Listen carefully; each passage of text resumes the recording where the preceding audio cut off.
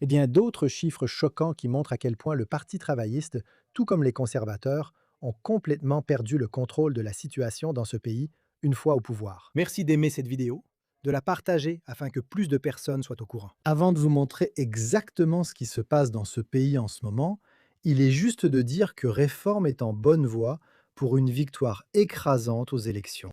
S'ils maintiennent cette dynamique, ils ont 9 points d'avance sur les travaillistes et le Labour est à 25% dans le sondage Ipsos, son niveau le plus bas depuis 2019.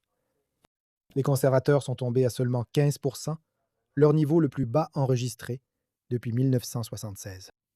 Il est intéressant de constater que de nombreux abstentionnistes du dernier scrutin soutiennent désormais Réforme.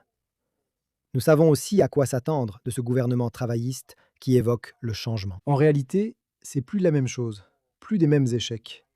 En fait, c'est même accentué quand on regarde les traversées en bateau aujourd'hui. On parle de près de 19 000 personnes qui ont déjà été autorisées à traverser illégalement cette année. C'est une augmentation de 50% par rapport à l'année dernière. Et on se dirige vers une année record.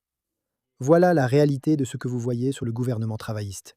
Et bien sûr, cela se produit maintenant partout dans le pays. Les gens peuvent voir la réalité de ce qu'on laisse se produire. Mais considérez ceci. Parmi ceux qui viennent et dont les demandes d'asile sont rejetées, eh bien, regardez simplement ce qui se passe ici. L'arriéré des dossiers de personnes venues dans le pays dont les demandes d'asile ont été rejetées et qui attendent un recours. Ce retard, ce nombre de dossiers en attente a augmenté de 500% en 2 ans. Et bien sûr, nous voyons encore beaucoup de personnes dans des hôtels.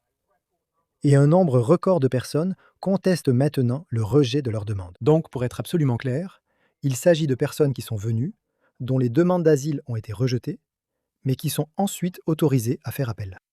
Et en attendant, bien sûr, ce sont les contribuables qui déboursent une véritable fortune. Près de 51 000 recours en attente en mars, soit presque le double par rapport à l'année dernière, 7 fois plus qu'en 2023. Et d'ailleurs, bien sûr, l'élément CEDH dans tout cela, plus une personne reste longtemps au Royaume-Uni, plus elle a de chances d'éviter l'expulsion, car elle acquiert des droits qui lui permettent de bloquer une expulsion en vertu de l'article 8 de la Convention européenne. C'est simple, non? Le gouvernement pourrait supprimer les recours ou exiger que vous rentriez dans votre pays d'origine pour faire appel à vos frais. Mais non, cette folie a été autorisée à continuer sous les travaillistes comme sous les conservateurs. Et cela montre à quel point tout le système est pourri. Il faut le réformer et apporter des changements radicaux, vraiment radicaux. Y compris, bien sûr, abandonner complètement la CEDH. N'hésitez pas à me faire part de vos réflexions à ce sujet dans les commentaires ci-dessous. Je continuerai bien sûr à vous tenir informé de toutes les dernières actualités sur ce sujet et bien d'autres. Alors, merci de mettre un petit pouce bleu à cette vidéo. Et comme toujours, merci d'avoir regardé.